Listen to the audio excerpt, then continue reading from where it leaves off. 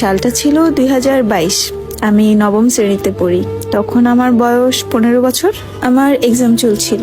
তখন এক্সাম দিয়ে বাসায় আসি, আর দিনটা ছিল মঙ্গলবার। বাড়িতে ঢুকতেই মা বলল, তোর ছোট খালার শ্বশুর মারা গেছে, চল যেয়ে দেখে আসি। কিন্তু আমি প্রথমে রাজি হইনি। আমি বলেছিলাম যে মা, আমি যাব না, তোমরা যাও। তখন মা বলল, বাড়িতে একা কিভাবে থাকবি, চল। তখন আমি বললাম যে না মা, আমরা দুই বোন বাড়িতে থাকি, তুমি যেয়ে দেখে আসো। মা আবারও বলল, না চল, নানা বাড়িতে যাওয়া হয় না অনেকদিন ধরে, এই ফাঁকে একটু বেরিয়ে আসতে পারবি। এখানে বলে রাখি, নানা বাড়ির পাশেই আমার খালাদের বাড়ি। বড় খালা, মেঝো খালা, ছোট খালা এরা আশেপাশেই বাড়ি। মা এত করে বলছে দেখে ভাবলাম যে যাই।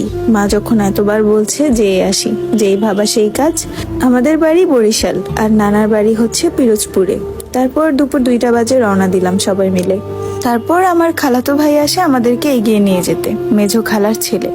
কিন্তু উনি ছোট খালার বাড়ির দিকে না যেয়ে যাচ্ছিল মেঝো খালার বাড়িতে। অবাক হয়ে আমি মাকে জিজ্ঞেস করলাম, মা, আমরা ছোট আন্টির বাড়িতে যাব না, মেঝো খালার বাড়িতে কেন যাচ্ছি? আমি আমার ছোট খালাকে আন্টি বলেই ডাকি। তখন পর্যন্ত বুঝতে পারছিলাম না যে আমার জীবনটা শেষ করে দেওয়ার জন্য সবাই মিলে আমাকে এখানে নিয়ে এসেছে। যাই হোক, তারপরে মেঝো খালার বাড়িতে যাই।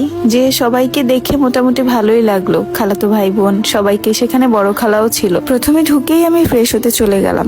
তারপর ফ্রেশ হয়ে বের হলাম, সবার সাথে কথা বলছি। হঠাৎ সেই সময় একটা মহিলা আর একটা মেয়ে আমার খালার বাড়িতে ঢুকে, মানে যার সাথে আমার বিয়ে হয়েছে তার বোন আর তার ভাইয়ের মেয়ে। তারপর তারা আমাকে দেখে গেল। আমি কিছুই বললাম না, কারণ আমার কোনো পিছুটান ছিল না, কোনো প্রেম ছিল না, কোনো পছন্দ ছিল না, তাই কিছুই বলিনি। ওরা যাওয়ার সময় আমার ছবিও তুলে নিয়ে যায়, যাতে করে আমার হবু স্বামীকে আমাকে দেখাতে পারে। আমার স্বামীর পছন্দ ছিল লম্বা মেয়ে। আমি মোটামুটি ভালোই লম্বা, তাই তাদের পছন্দ হয়ে গেল। আমি তখনও বুঝতে পারছিলাম না যে আসলে আমার সাথে হচ্ছেটা কি। তারপর আমার বাবা মা আমাকে নিয়ে চলে যায় ছোট খালার বাসায়। সেখান থেকে আবার রাত 12টা বাজে নিয়ে যায় বড় খালার বাসায়। তারপর দিন সকালবেলা আমাকে নিয়ে আবারও মেজো খালার বাসায় যায়। সেখানে নাকি আমার হবু শ্বশুর আমাকে দেখতে আসবে। মোট কথা, শ্বশুর বাড়ির সবাই যায় আমাকে সেদিন দেখতে। তার 3 বোন, তার ভাবি, এমনকি সেও যায় আমাকে দেখতে সেই দিন।